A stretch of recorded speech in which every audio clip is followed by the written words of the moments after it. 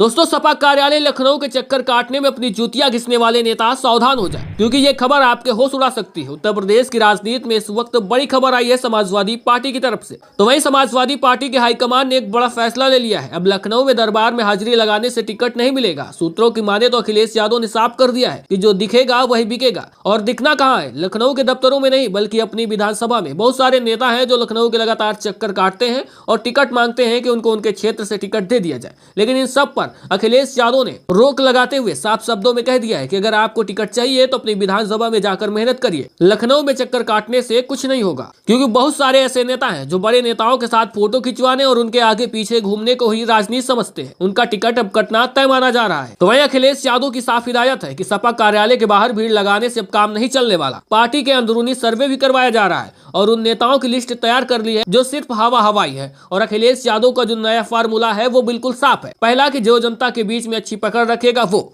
दूसरा, अपने बूथ पर कार्यकर्ताओं को जिसने जोड़ा होगा, बड़ी संख्या में जनता के बीच में रहा होगा और काम किया होगा। और तीसरा कि अपनी विधानसभा में पिछड़ा दलित अल्पसंख्यक के समीकरण पर मजबूत हो। तो ऐसे प्रत्याशियों को ही समाजवादी पार्टी टिकट देगी। वहीं आपको हम ये भी बताते हैं कि आखिरकार कितने लोगों की समाजवादी पार्टी ने लगभग टिकट कंफर्म भी कर ली है। तो ऐसे में जो नेता अपनी विधानसभा छोड़कर लखनऊ में डेरा डाले हुए हैं उनको कड़ा संकेत दे दिया गया है कि वापस चले जाओ और काम करो, वरना टिकट भूल जाओ।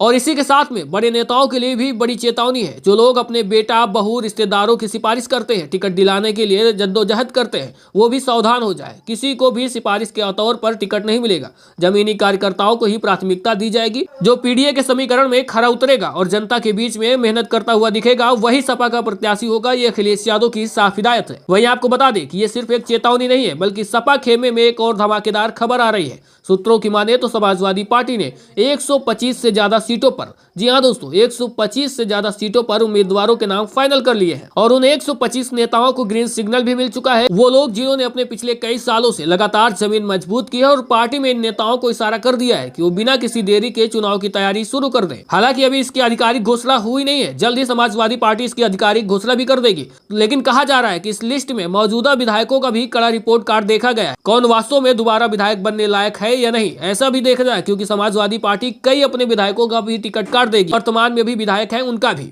और उसके अलावा समाजवादी पार्टी उन हारे हुए नेताओं को भी मैदान में उतारेगी जो हारने के बाद मैदान को छोड़कर भागे नहीं है, बल्कि कम मार्जिन से हारे थे और इस बार फिर भी मेहनत कर रहे हैं। तो ऐसे नेताओं को समाजवादी पार्टी एक बार फिर मौका देगी। और इसी के साथ में कुछ नए युवा चेहरों को भी मौका दिया जाएगा जो सोशल मीडिया पर नहीं बल्कि वास्तव में जमीन पर मेहनत करते हैं और जनता के बीच में संघर्ष करते हैं। तो ऐसे लोगों को प्राथमिकता दी जाएगी। जिस तरह 2024 के चुनाव में समाजवादी पार्टी ने कई युवा चेहरों को समाजवादी पार्टी से सांसद बनाया, उसी तरह विधायकों की भी चुनाव में, और उसी तरह से 2027 के चुनाव में भी कई युवाओं को समाजवादी पार्टी विधायक बनाएगी। तो ऐसे में सबकी नजरें लखनऊ पर टिकी है, क्योंकि इन 125 से ज्यादा नामों का आधिकारिक ऐलान किसी भी वक्त हो सकता है। और समाजवादी पार्टी इस बार कोई देर नहीं बरतना चाहती। वो भाजपा को उन्हीं के चक्रव्यूह में घेरने की तैयारी कर रही है, और वो तैयारी है वक्त से पहले टिकटों का बंटवारा। तो ऐसे में अब आप भी तैयार हो जाइए, क्योंकि यूपी का चुनावी दंगल अब और भी दिलचस्प होने वाला है। क्या आपके शहर में कोई ऐसा नेता है जो 125 की लिस्ट में है या अभी तक लखनऊ में सिफारिश लगवा रहा है? कमेंट बॉक्स में जरूर बताइएगा। तो वैसे में समाजवादी पार्टी का टिकट बंटवारे को लेकर ये संदेश कैसा लगा, कमेंट बॉक्स में जरूर बताइएगा। साथ में अगर ऐसी खबरें आप जानना चाहते हैं तो हमारे चैनल को सब्सक्राइब और फॉलो करिएगा। मिलते हैं फिर नई जानकारी के साथ।